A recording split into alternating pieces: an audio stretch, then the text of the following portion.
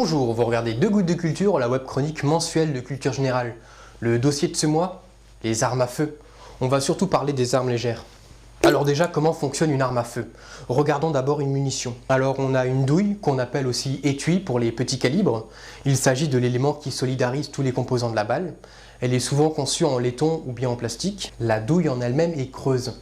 L'avant s'appelle le collet, c'est là où se place l'ogive. L'ogive, c'est le projectile qui est expulsé du canon. Au milieu de la douille, il y a le corps qui renferme de la poudre. C'est une charge propulsive, des nitrates le plus souvent. À l'arrière se trouve le culot qui abrite l'amorce, souvent du fulminate de mercure ou de l'azoture de plomb, qui ont la particularité de produire une petite explosion si elles subissent un choc violent ou une friction. Ainsi, l'amorce va enflammer la charge propulsive qui va, lors de sa combustion, projeter l'obus hors de la douille. Regardons maintenant une arme et ses éléments constitutifs. Le châssis. C'est le corps de l'arme qui retient le canon, le verrou et la crosse. Le canon, c'est un tube particulièrement résistant car la température à l'intérieur lors de la propulsion peut monter à plus de 2000 degrés Celsius.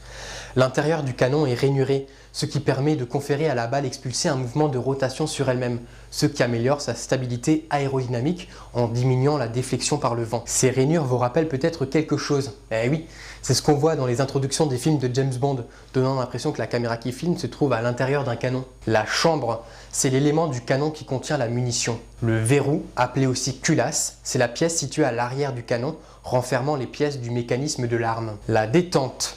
Par pression digitale, elle transmet un mouvement au mécanisme de percussion.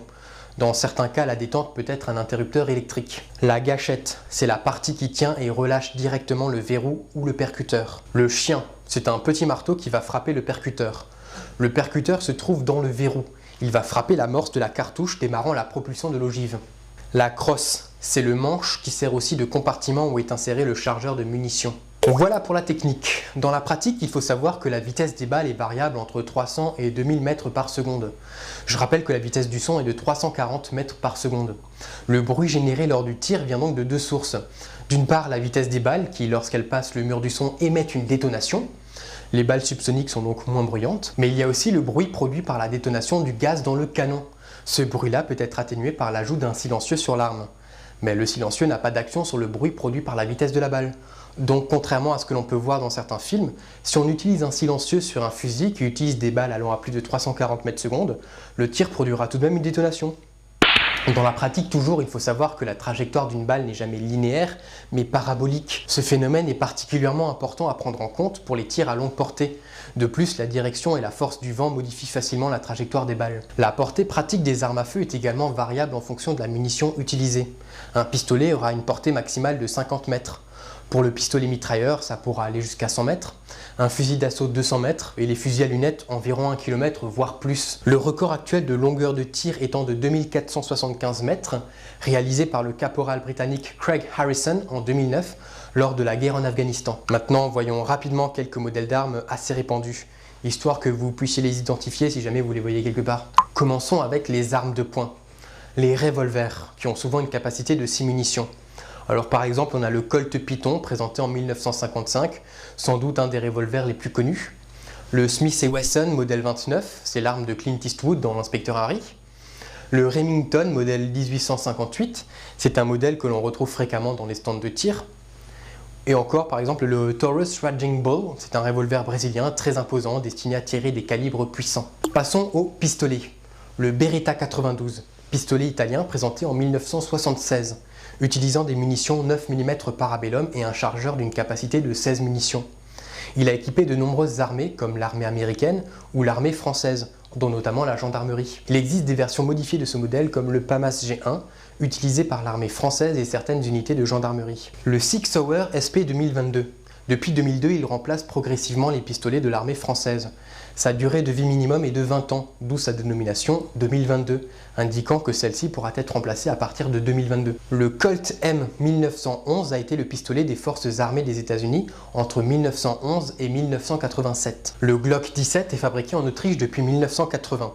Équipé d'un chargeur de 17 munitions, il a la particularité d'avoir un châssis en plastique, ce qui le rend très léger. Néanmoins, il reste repérable par les détecteurs de métaux, car le canon, la culasse et les munitions demeurent métalliques. Le FN57 utilise des munitions spécifiques de 5,7 mm.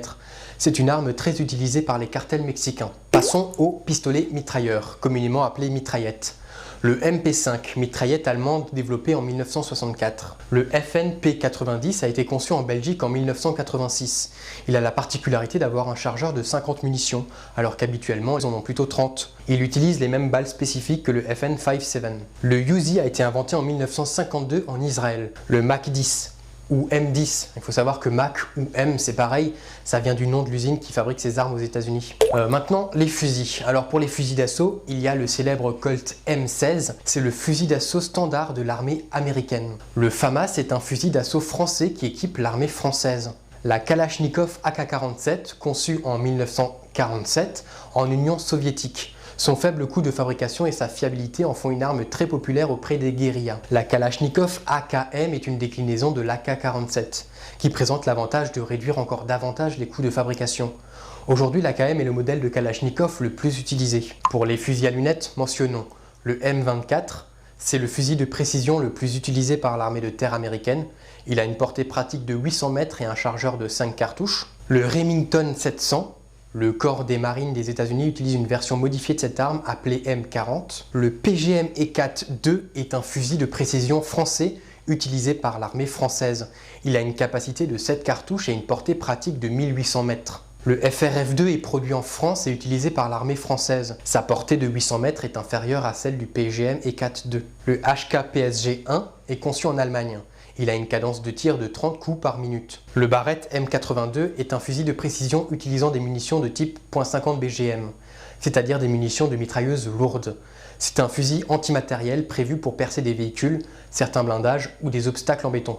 Pour les fusils à pompe, voyons rapidement le Remington 870, assez populaire aux États-Unis, ou bien le Bellini M4 Super 90. Pour finir, voyons les mitrailleuses, comme le FN MAG, inventé en Belgique en 1958. L'armée américaine utilise une variante de ce modèle appelée M240. La PKM est une mitrailleuse Kalachnikov.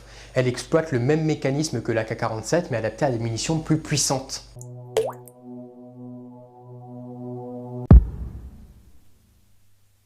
Le mot du jour, c'est indolent. Quelqu'un d'indolent, c'est quelqu'un qui ne déploie aucune énergie. C'est quelqu'un de mou, d'apathique, de nonchalant, de paresseux, d'avachi, indolent. À dans un mois. Salut.